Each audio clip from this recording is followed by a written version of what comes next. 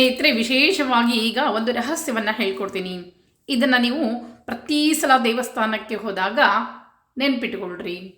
ಸಾಮಾನ್ಯವಾಗಿ ನಾವು ವೈಷ್ಣವ ಸಂಪ್ರದಾಯ ದೇವಸ್ಥಾನಕ್ಕೆ ಹೋದಾಗ, ಅಂದರೆ ವೆಂಕಟೇಶ್ವರ ಆಗಿರ್ಬೋದು, ರಾಮ ಆಗಿರ್ಬೋದು, ನರಸಿಂಹದೇವರ ದೇವಸ್ಥಾನ ಆಗಿರ್ಬೋದು, ಕೆಲವು ಕಡೆ ಆಂಜನೇಯ ದೇವಸ್ಥಾನ ಆಗಿರ್ಬೋದು, ಈ ರೀತಿಯಾಗಿ ಶ್ರೀ ವೈಷ್ಣವರು ಮತ್ತು ವೈಷ್ಣವ ಸಂಪ್ರದಾಯ ಏನು ದೇವಸ್ಥಾನಗಳಲ್ಲಿ ತಲೆಯ ಮೇಲೆ, ಅಂದರೆ ಪ್ರಸಾದ ತೀರ್ಥವನ್ನು ಮಂಗಳಾರತಿ ಆದಮೇಲೆ ಪ್ರಸಾದ ತೀರ್ಥವನ್ನು ಕೊಟ್ಟ ಮೇಲೆ ತಲೆಯ ಮೇಲೆ ಭಗವಂತನ ಆಶೀರ್ವಾದ ರೂಪವಾಗಿ ಆ ಷಡಾರಿ ಅಥವಾ ಷಟಗೋಪ ಅಂತ ಹೇಳ್ತೀವಿ, ಅದನ್ನು ತಲೆ ಮೇಲೆ ಇಟ್ಟು ಆಶೀರ್ವಾದವನ್ನು ಮಾಡ್ತಾರೆ.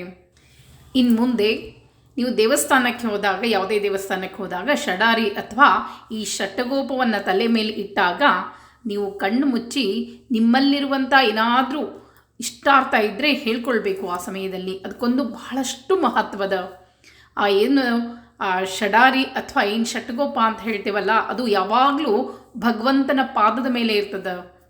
ಆ ಪಾದದ ಮೇಲೆ ಭಗವಂತನ ಪ್ರತಿಯೊಂದು ಸೇವೆಯೂ ಕೂಡ ಅದಕ್ಕೆ ನಡೀತಿರ್ತದೆ. ಹೀಗಾಗಿ ಅದಕ್ಕೊಂದು ವಿಶೇಷ ಶಕ್ತಿ ಇರ್ತದೆ. ಆ ಶಕ್ತಿ ಇರುವಂಥ ಆ ಷಡಾರಿ ಅಥವಾ ಷಟಗೋಪವನ್ನು ನಮ್ಮ ತಲೆ ಮೇಲೆ ಇಟ್ಟಾಗ ನಾವು ನಮ್ಮ ಇಷ್ಟಾರ್ಥವನ್ನು ಕಣ್ಣು ಮುಚ್ಚಿ ಇಷ್ಟಾರ್ಥವನ್ನು ಹೇಳ್ಕೊಳ್ಬೇಕು. ಆಗ ನಮಗೆ ಬೇಗ ಇಷ್ಟಾರ್ಥ ಸಿದ್ಧಿ ಆಗ್ತದಂತ. ಅದಕ್ಕೊಂದು ಶಕ್ತಿಯದ ಹೇಳ್ಕೊಡ್ತೀನಿ. ಈಗ ನಾವು ಯಾವುದೇ ದೇವಸ್ಥಾನಕ್ಕೆ ಮೊದಲು ಹೋದರೂ ಕೂಡ ಮೊದಲು ನಾವು ದರ್ಶನ ಮಾಡಬೇಕಾಗಿದ್ದು ಭಗವಂತನ ಪಾದದ ದರ್ಶನ ಮಾಡ್ಕೊಳ್ಬೇಕು.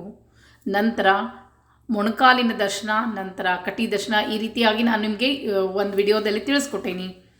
ಪಾದ ದರ್ಶನದಲ್ಲಿ ಭಗವಂತನ ನಾವು ಯಾವುದೇ ದೇವಸ್ಥಾನಕ್ಕೆ ಹೋದ ತಕ್ಷಣ ಮೊದಲು ನಾವು ಮುಖವನ್ನು ನೋಡಬಾರ್ದು, ಪಾದವನ್ನು ನೋಡಬೇಕು.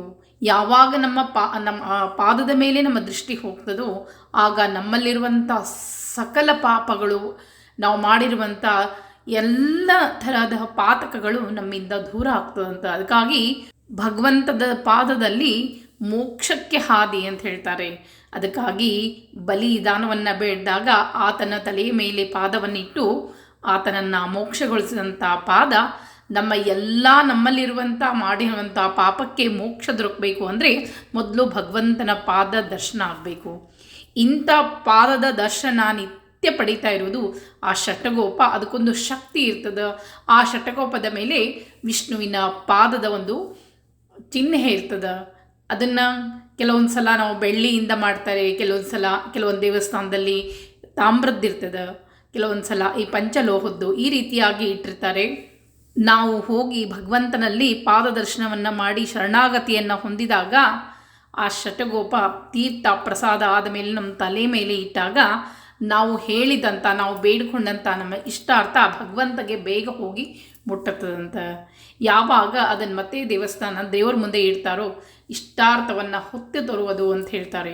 ಹೀಗಾಗಿ ಅದಕ್ಕೊಂದು ಬಹಳಷ್ಟು ಶಕ್ತಿ ಅದ.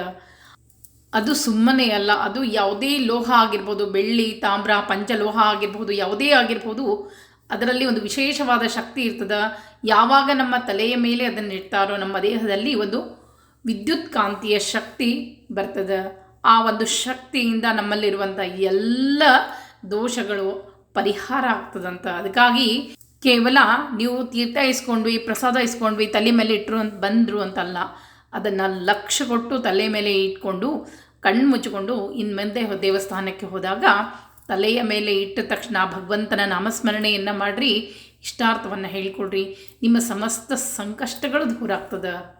ಅದಕ್ಕೊಂದು ವಿಶೇಷತೆ ಅದ. ಪ್ರತಿಯೊಂದು ನಾವು ಮಾಡುವಂಥ ಪ್ರತಿಯೊಂದು ಸಂಪ್ರದಾಯಕ್ಕೂ ಒಂದೊಂದು ವಿಶೇಷತೆ ಇರ್ತದೆ. ಅದಕ್ಕಾಗಿ ಈ ಸಲ ದೇವಸ್ಥಾನಕ್ಕೆ ಹೋದಾಗ, ಯಾವುದೇ ಒಂದು ವಿಶೇಷ ದೇವಸ್ಥಾನಗಳಿಗೆ ಹೋದಾಗ ಈ ರೀತಿಯಾಗಿ ತಲೆ ಮೇಲೆ ಇಟ್ಟಾಗ ಭಗವಂತನ ಪ್ರಾರ್ಥನೆಯನ್ನು ಮಾಡ್ಕೊಳ್ರಿ. ಇದು ಯಾರೋ ಪ್ರಶ್ನೆಯನ್ನು ಕೇಳಿದ್ರು, ಯಾಕೆ ಇಡ್ತಾರೆ, ಇದರ ಮಹತ್ವ ಏನು ಅಂಥೇಳಿ ಪ್ರಶ್ನೆಯನ್ನು ಕೇಳಿದ್ರಿ. ಅವರಿಗೆ ಉತ್ತರವನ್ನು ಕೊಟ್ಟೇನಿ. ಮತ್ತೆ ಮುಂದಿನ ವಿಡಿಯೋದಲ್ಲಿ ಸಿಗ್ತೀನಿ. ನಮಸ್ಕಾರ.